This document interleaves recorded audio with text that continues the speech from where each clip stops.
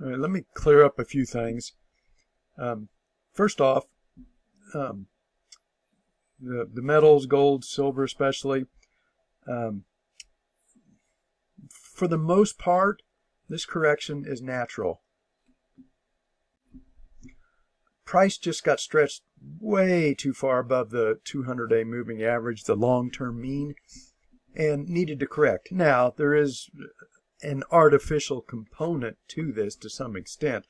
The banks that are always short the metals, we're going to have to deliver millions of ounces of silver that were standing for delivery, and they needed an escape for that. So while this was going to happen anyway, we were going to have an intermediate correction, or it was going to be one of two things, either a correction like an ABC move, which is what it turns out to be, or it could have turned out to be another long sideways churn, similar to what happened here and back here. Just so happened that this turned out to be an ABC move. This huge, gigantic hit on that Friday, that obviously was, for the most part, artificial, and it was to save the banks from having to deliver all of that silver, physical silver, at a price of above $110. But again, this was going to happen either way. If it had been a natural correction, I think we probably would have had a small correction, then a higher high. We would have got a divergence in momentum, and probably some kind of a rounded top, and then either, like I said, either the sideways churn or an ABC correction. There's no way to tell beforehand which it would be. And unfortunately, this just caught almost everybody off guards. Most people were expecting, I think most people were probably expecting a correction, but we were expecting a natural correction, not something that, within one day. Now it's too late. You can't stop out here. It doesn't do you a whole lot of good. You've already taken the vast majority of the drawdown at that point. So at that point, you're stuck. You just got to hang on. And this is where, the typical inexperienced retail type trader, they can't control their emotions. They tend to buy at tops and panic sell at bottoms. And they, for the most part, they're not able to, see the forest for the trees.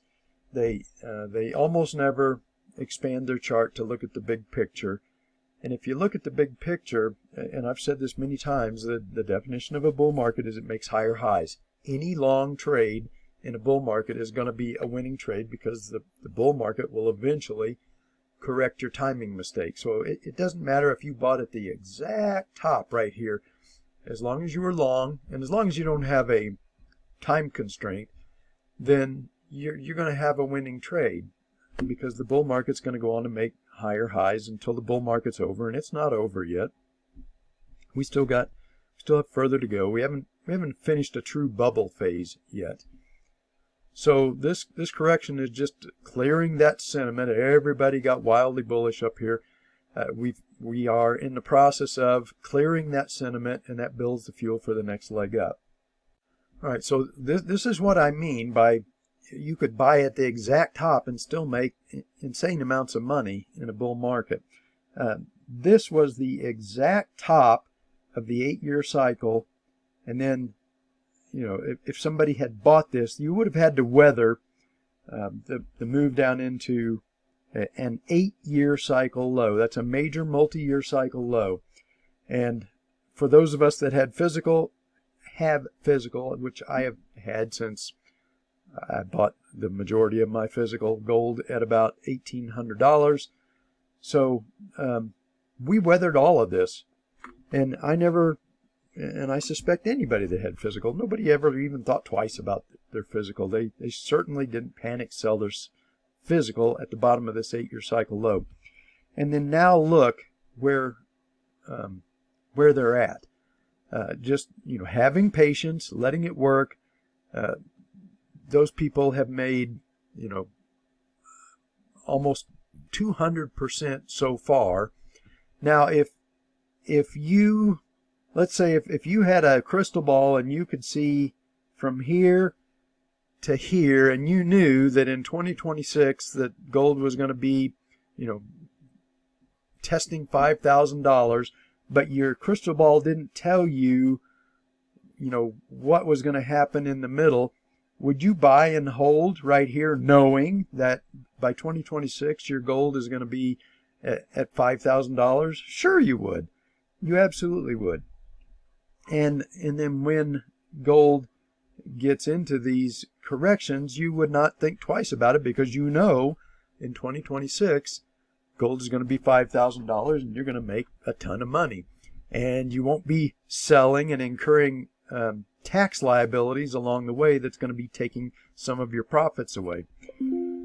That's one of the big advantages of a buy and hold, a quote unquote old turkey type strategy, is that nowhere along here are you selling and having to pay the government part of your profits.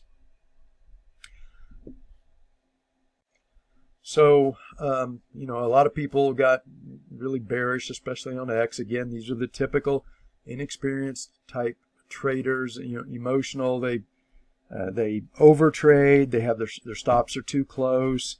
They take unnecessary losses on long positions in a bull market that just whittle away gains. They buy high, they sell low.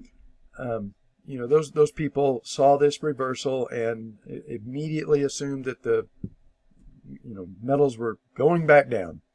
And that's just what happens when it's early in an intermediate cycle. You know, you don't have a lot of distance yet between the intermediate cycle low and where price is. So you know, people just tend to be very nervous during this period, and many times there's what I call a knockoff day, and that's what this was right here. And I warned people it was coming. What that is, generally, it is smart money that smells, sniffs out an ICL, and they would like to get a little bit better entry. So they will short the market, create one of these scary sell-offs that'll get the you know, inexperienced retail type trader, you know, nervous hedge fund manager to panic sell their position, and then the smart money will buy into that selling, and then get positioned for, you know, what they recognize is the start of a new intermediate degree rally, and get a little bit better entry.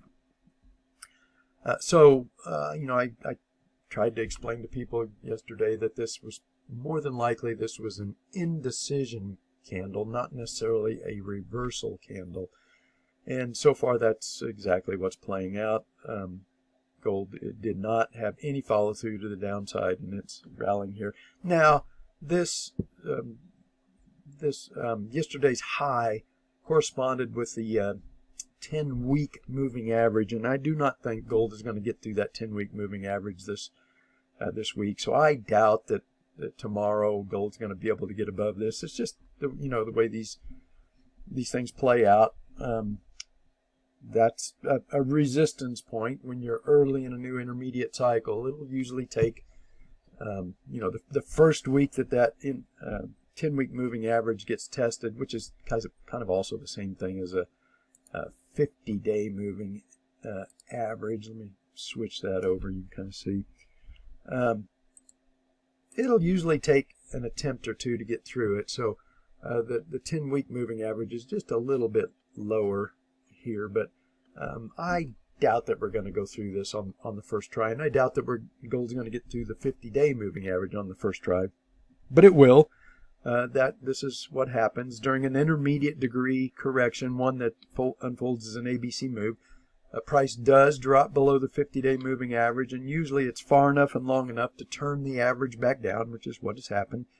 And then when the next leg of the bull market begins, price will recover that 50-day / 10-week moving average and stay above it long enough to turn the average back up. So